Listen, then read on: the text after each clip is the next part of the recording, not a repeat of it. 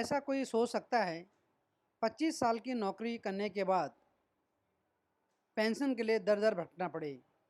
ऐसी स्टोरी है श्रवण कुमार की, जिन्होंने स्टेट बैंक ऑफ इंडिया में 25 साल नौकरी की और 4 साल से अपनी पेंशन के लिए दर दर भटक रहे हैं। हर बैंक अधिकारी से मिलते हैं, अपनी सारी परेशानियां बता रहे हैं, लेकिन कोई उनकी ओर ध्यान नहीं दे रहा है।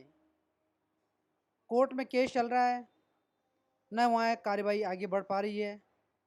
आज वो इतने परेशान हैं कि आत्महत्या करने की बात कर रहे हैं। मेरा नाम श्रवण कुमार है। मैंने state bank of Bikaner Jaipur में वर्ष जुलाई 1984 के अंदर बैंक में कार्य ग्रहण किया था। उस वक्त पुरानी पेंशन का कोई भी प्रावधान नहीं था।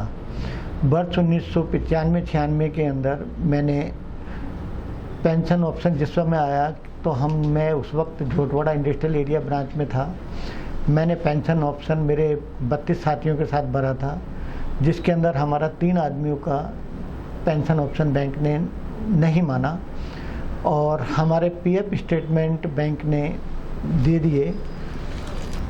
हमने मार्च 97 में दिया था, मैंने, श्री गुमान सिंह शेखावत ने और श्री हनुमान लाल शर्मा ने।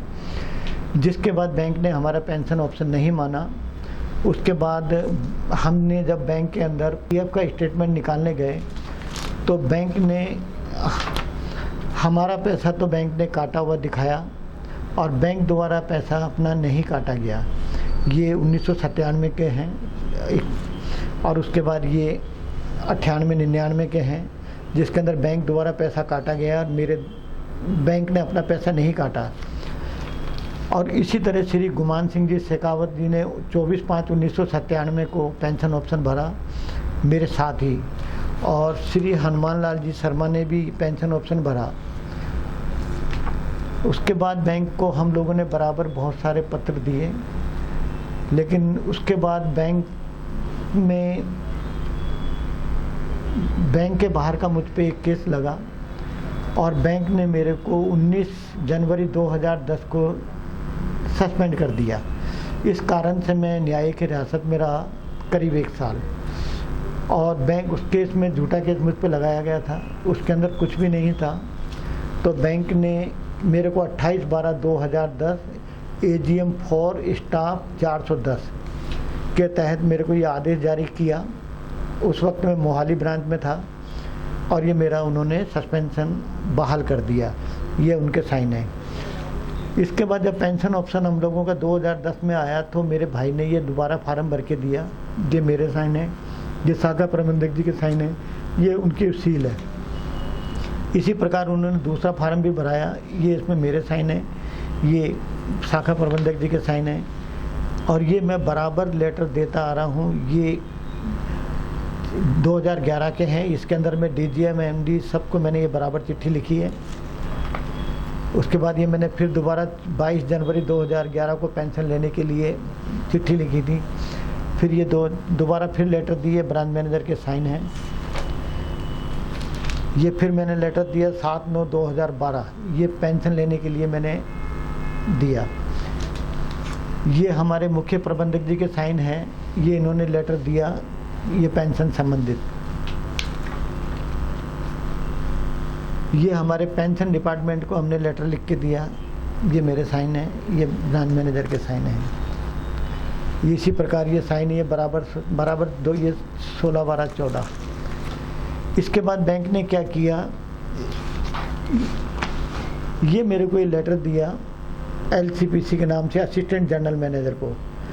जब ये असिस्टेंट जनरल मैनेजर को लेटर लिख रहे हैं और असिस्टेंट जनरल मैनेजर ही इसको आगे फॉरवर्ड कर रहे हैं, इसमें आप इन्हें थोड़ा नज़दीक से दिखाएं।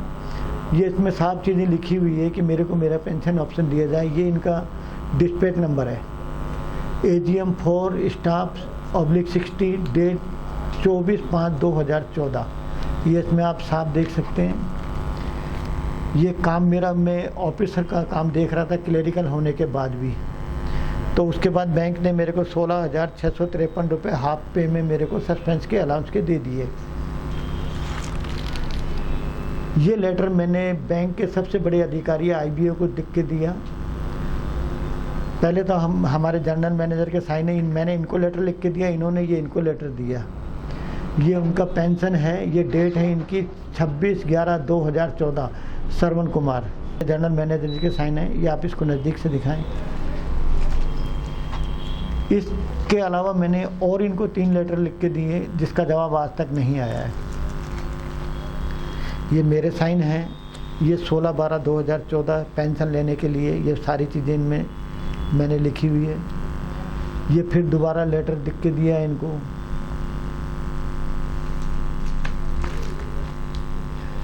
ये हमारे असिस्टेंट जनरल मैनेजर जी का साइन है जिन्होंने ब्रांच मैनेजर को लिख के दिया था, और ये मेरी सारी प्रॉब्लम उन्होंने लिख के दी थी। ये हमारे मुख्य प्रबंधक दिल्ली में थे, ये इनको लेटर मैंने दिया था।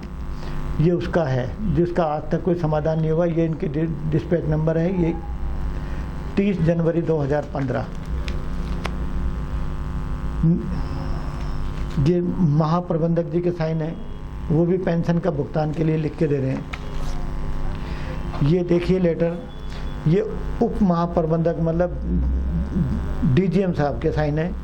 ये डीजीएम साहब को इन्होंने लेटर लिखा है।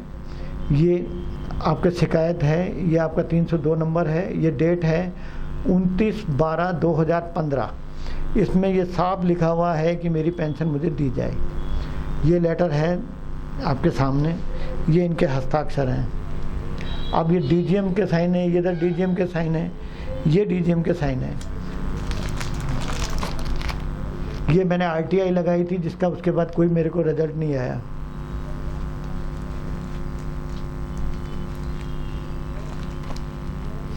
ये बराबर लेटर है, ये इनके रिसीट नंबर है 10 फरवरी 2015। इसके अलावा भी मेरे घर पे इस फाइल के अलावा भी और फाइल है। ये 22 मार्च 2017 ये लिखा हुआ है।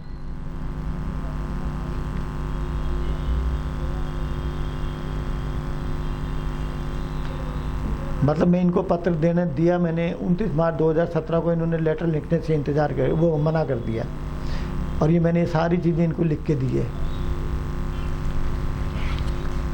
ये हमारे जो प्रबंधक निदेशक हैं, ये इनके लेटर हैं। इनमें साफ लिखा हुआ है कि स्टेट बैंक ऑफ सौराष्ट्र और स्टेट बैंक ऑफ इंदौर के विलय के बाद जो भी होगी मानव संस्थाएं, उसके आपको कोई घाटा नहीं होगा। ये 6 मार्च 2017 का है लेटर। ये इसमें ज्योति घोष जी के हैं साइन, जो प्रबंधक निदेशक थे। इन्होंने भी सब चीज़ें सर लिख के दी हैं। ये अरुंधति भट्टाचार्य है, जिन्होंने भी सारी चीज़ें, ये स्टैग्नेशन इंक्रीमेंट के लिए मैंने पत्र लिखा था 10/7/2017। इससे पहले भी मैंने बहुत पत्र लिखे थे, ये उनके साइन है, लेकिन इसका भी कुछ नहीं हुआ। ये मेरी सैलरी स्लिप है, ये कंट्रीब्यूशन के नाम पर ये पैसा काटा हुआ है। इधर ये एनपीएस के नाम से काटा हुआ है। उधर बैंक डीसीपीएस पेंशन के बारे में बात करती है। ये बैंक, ये भारत का राजपत्र है, इसमें भी लिखा हुआ है सारी चीज़ें। ये स्टेट बैंक ऑफ इंदौर जब इनका विलय हुआ था 23/8/2010, इसमें भी कहीं भी एनपीएस के बारे में कोई वो नहीं है जानकारी। ये देखिए आप, ये मर्जर हमारा हुआ था 1/4/2017, लेकिन बैंक ने ये सारी चीज़ें पहले ही तय कर ली थी कि मेरे को एनपीएस देनी है। ये मेरा नाम है, ये मैं उस वक्त state bank of Bikaner and Jaipur, branch CPPC Jaipur, SMS highway Jaipur. ये डेट है आपकी 27 जनवरी 2017, जबकि विलय हमारा हुआ है 1/4/2017 को। इसमें NPS for pension save tax, ये डिप्टी जनरल मैनेजर के साइन है। अब इनसे ये पूछा जाए कि जब हमारा मर्जर ही 1/4/2017 को हुआ है, तो ये लेटर मेरे को 27 जनवरी 2017 में एनपीएस के लिए क्यों दिया गया? इसमें अगर मेरा कोई भी दोष हो तो इसमें बोलिए, ये आपके सामने है सारी चीज़ें। ये स्टेट बैंक ऑफ हैदराबाद जब मर्ज हुआ था, ये इसका भी मेरे पास ये पूरा डाटा है। इसके अंदर कहीं भी नहीं लिखा कि किसी कर्मचारी को, ये 8 मार्च 2017 का है। ये जब state bank of Indore, state bank of Hyderabad के किसी कर्मचारी को मर्जर के समय एनपीएस नहीं दिया गया, तो फिर ये हमारी बैंक पे ही क्यों लागू किया गया? ये डेट देखिए आप, ये स्टेट बैंक ऑफ हैदराबाद, ये देखिए, इसमें बाकायदा ये लिखा है,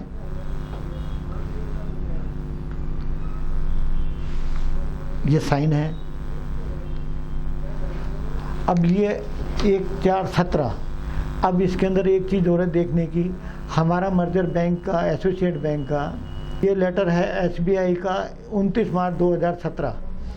इसमें लिखा हुआ है कि आप SBI का बेनिफिट, तीसरे बेनिफिट के साथ आप पेंशन ऑप्शन भरना चाहते हैं या एसोसिएट बैंक का आप प्रतिलाभ लेना चाहते हैं। उसके बाद ये 4 नंबर पे लिखते हैं कि यदि आपने 15 दिन के अंदर, ये 15 दिन के अंदर नहीं दिया तो आपको ये वाली पेंशन दे दी जाएगी।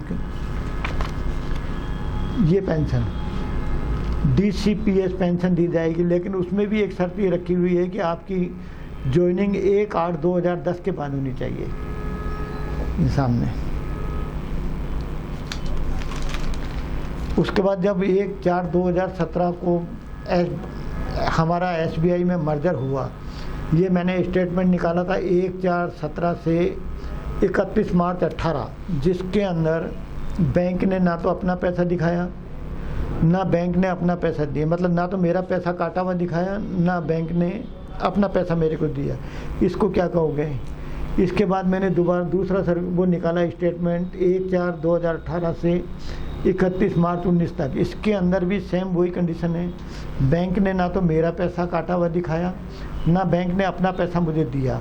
जब हमने करीब 30 महीने के बाद बैंक को लिख के दिया तो बैंक ने मेरा पैसा भी मुझको दिखा दिया और अपना पैसा दिखा दिया। अब ये सब चीज़ें क्या है, ये इसके बाद मैंने जितने भी बाई पार्ट सेटलमेंट है सारे इसकी कॉपियाँ इसमें रख रखी हैं A to Z। ये गूगल पे मैंने सर्च किया था, ये भी साथ में है। ये अपनी बात बोली जाती है, लास्ट में जो पेंशन, ये मैंने इनको बराबर लेटर लिख के दिए हैं, रजिस्टर्ड लेटर लिख के दिए हैं, ये मैंने बहुत सारे लिख के दिए हैं। ये लास्ट के अंदर ये भी लिख के दिया है, सस्पेंशन अवार्ड स्टाफ, ये भी इन्होंने दिया हुआ है, लेकिन कुछ भी नहीं हुआ। ठीक, फिर भी आप इसमें गौर करें, अगर लगता है कि मैं सही कह रहा हूँ तो आप इसका आगे भेजें और सभी अधिकारियों को भेजें, यहाँ तक कि चेयरमैन साहब तक को भी भेजें, ताकि उनको पता लगे कि एक कर्मचारी करीब 25-26 साल से परेशान हो रहा है, उसका परिवार का क्या होगा, उसके बारे में विचार करें। धन्यवाद।